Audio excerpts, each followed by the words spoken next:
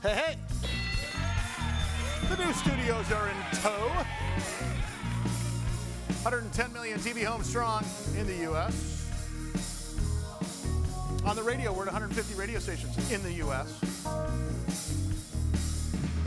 And internationally, we're on American Forces Radio Network in 175 countries and all the ships at sea. Yes, right. TV, radio, all interweb. Yes. And on your TwitFace app. Costa, Sully, the Day Trader Quattro. We are brought to you by Prudential. Let Prudential be your rock for retirement. Splash Beverage Group, home of the Salt Tequila and Pulpo Loco, as well as Copa Divino. Northwest Biotherapeutics, they're curing cancer. Bayer Advanced, better science, better results. Starbucks Coffee, maybe you heard of them. Bloomin' Brands also sponsor the show with Outback Steakhouse, Carrabba's Italian Grill, as well as Fleming's Steakhouse, and 22nd Century Group. Thank you, friends. Appreciate it. There we go.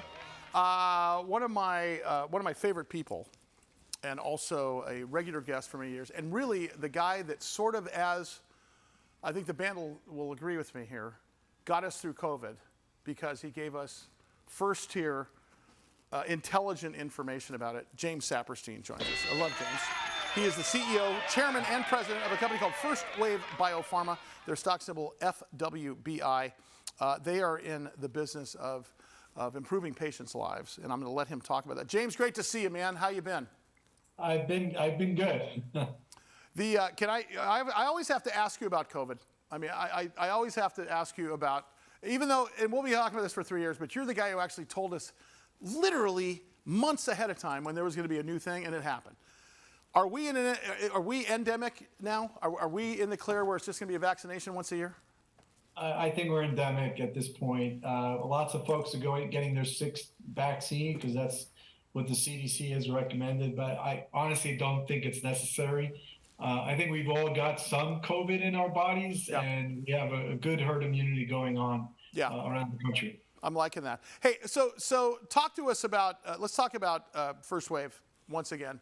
Give us a top-down, because you haven't been on the air for a few weeks with us. Give us a top-down on what you guys are curing here, because what stuck with us last time and what we got so many emails on was the fact that many of the patients in this pancreatic enzyme insufficiency or for cystic fibrosis are taking 30, 40, 50 pills a year, and you've got these guys potentially down to a handful. Talk about that a little bit. Well, yeah, thanks for having me on the show again, Sully.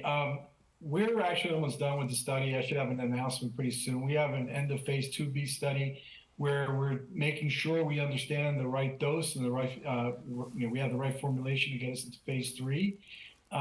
So we are studying for exocrine pancreatic insufficiency. Basically, kids and adults who have cystic fibrosis cannot absorb their food correctly and absorb their nutrients. So they do take these porcine-based products. They take about anywhere from 20 to 40 up capsules per day with their meals and snacks. We hope to reduce that at least by 50%, if not more. Yeah, what's interesting about this is a quality of life issue as well as anything else concerning the malady. This makes patients' lives better and easier to deal with, right?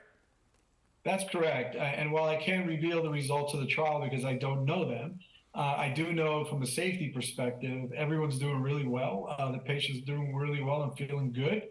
That's always a good sign. We should have the last patient out very soon. I'll make that announcement, hopefully before the end of this month. And we should have top-line data available the second week of July. Hey, James, talk to us about the addressable market here. And let's get back to the FDA stuff in a minute. But the addressable market for this disease worldwide is pretty staggering, isn't it?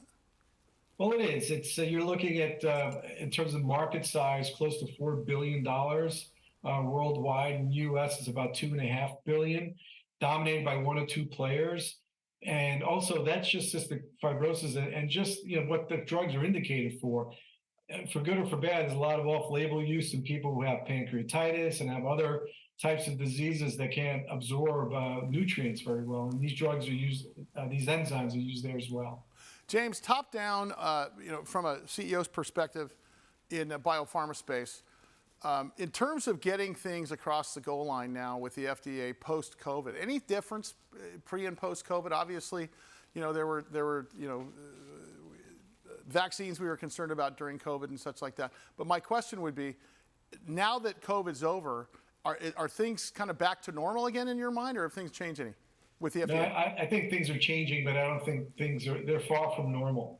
FDA, they have well over 100,000 employees.